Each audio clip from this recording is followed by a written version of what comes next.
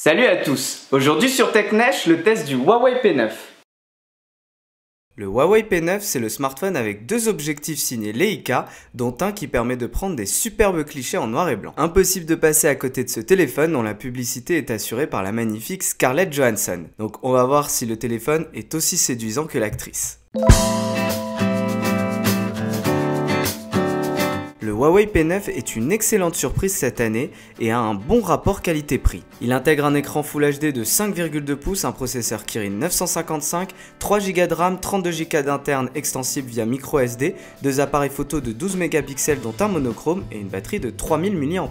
Et tout ça pour 550 €, ce qui le place à un prix de départ moins élevé que celui du LG G5 ou encore que celui du Galaxy S7 et S7 Edge. Au-delà de son prix et de ses caractéristiques techniques, ce qui surprend en premier sur ce Huawei P9, c'est son design. Le Huawei P9 a un design tout en aluminium, ce qui le rend très agréable au toucher. Son format est idéal avec son écran de seulement 5,2 pouces et surtout sa finesse avec moins de 7 mm d'épaisseur. J'ai aussi aimé son écran légèrement bombé qui rappelle celui de l'iPhone. Et en y regardant de plus près, on se rend compte que Huawei a quand même une certaine fascination pour l'iPhone. Il suffit de mettre les smartphones l'un au-dessus de l'autre et on se rend compte que les tranches inférieures sont presque identiques. Et la ressemblance ne s'arrête pas là puisque quand on regarde sur les côtés, on a cette même impression de très forte ressemblance entre les deux smartphones. Même constat concernant la grille de haut-parleurs et l'appareil photo frontal. Le design n'est pas entièrement copié sur celui de l'iPhone puisque quand on regarde l'arrière du téléphone, on voit qu'il y a le double objectif Leica qui est propre à ce Huawei P9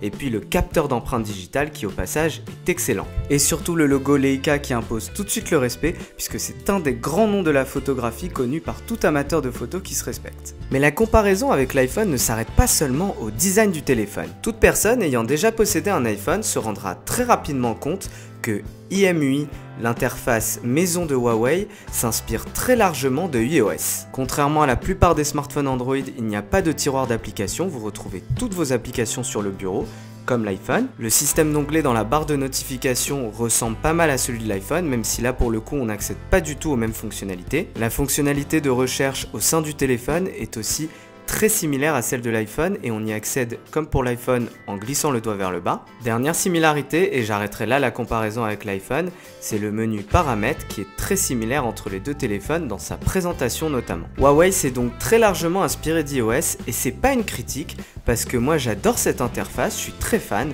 Par contre, je comprends que d'autres n'aimeront pas forcément, donc c'est vraiment un point à prendre en compte lors de l'achat. Niveau performance, le Huawei P9 fait tourner tous les derniers jeux sans souci, en particulier Pokémon Go qui est quand même l'indispensable du moment. On continue sur les performances avec l'écran qui est de très bonne qualité. Les couleurs sont belles et les noirs sont profonds. Alors ok, il atteint pas le niveau d'un Galaxy S7 Edge qui de toute façon reste indétrônable cette année, mais c'est quand même un écran de très bonne qualité et le Huawei P9 se défend très bien, surtout pour cette gamme de prix. Niveau son, contrairement au LG G5, je n'ai pas été surpris positivement, le son est correct mais sans être transcendant, franchement c'est pas le point fort de ce téléphone.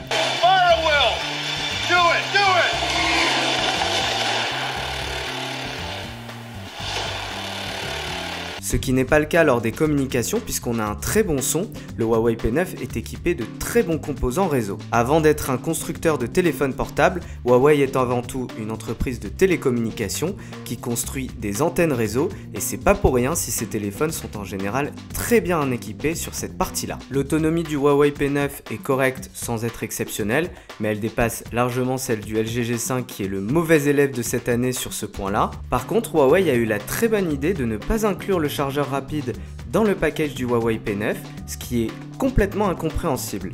Du coup, on se retrouve avec des temps de charge dépassant amplement les 2 heures, ce qui est indigne d'un téléphone de 2016. Alors oui, il est toujours possible de se procurer le chargeur rapide, mais à 550 €, Huawei aurait pu l'inclure de base. Dernière partie de ce test, c'est l'appareil photo, qui est quand même l'argument phare de Huawei. Alors qu'est-ce que ça donne dans les faits? Eh bien c'est un petit peu décevant, puisqu'on n'atteint pas la qualité des Galaxy S7 ou encore du HTC 10, en particulier en basse luminosité, et c'est le même constat sur la partie vidéo où là encore le Huawei P9 fait moins bien que les deux exemples que je vous ai cités. Mais là où le Huawei P9 m'a bluffé et où j'ai adoré ce téléphone, c'est pour son objectif monochrome qui est bien meilleur que l'application de filtre, et l'ergonomie générale de l'application photo qui m'a permis d'appliquer des effets très sympas comme la possibilité de créer un flou d'arrière-plan comme sur les appareils photo professionnels. Mais Huawei ne s'est pas arrêté là puisque l'entreprise a bien compris l'engouement autour des selfies. Après quelques étapes de configuration très bien expliquées par Huawei, on accède au réglage, et là accrochez-vous, d'embellissement photo. C'est-à-dire qu'on est capable de s'embellir, mais selon les critères de Huawei qui sont un tout petit peu particuliers. On a par exemple la possibilité de blanchir sa peau, d'agrandir ses yeux ou encore d'affiner son visage. Le résultat est légèrement troublant et même ça peut faire un petit peu flipper quand même.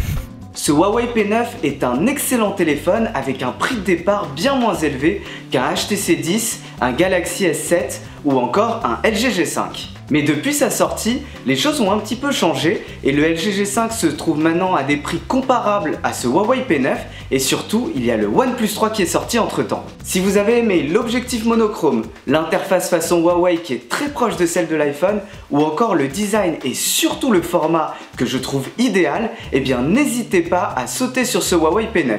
Sinon, vous pouvez toujours vous tourner vers le LG G5 et le OnePlus 3 qui sont d'excellents concurrents, voire qui surpassent sur certains points ce Huawei P9. Le test du Huawei P9 c'est terminé. Si vous avez aimé cette vidéo, n'hésitez pas à cliquer sur le pouce vers le haut qui se trouve juste en bas de la vidéo. Sinon, faites-le moi savoir dans les commentaires. Dans les prochaines vidéos, on aura le test du HTC 10 et surtout le test de CityScoot, le fameux scooter en libre service. Mais en attendant, je vous dis à bientôt sur TechNesh. Give up.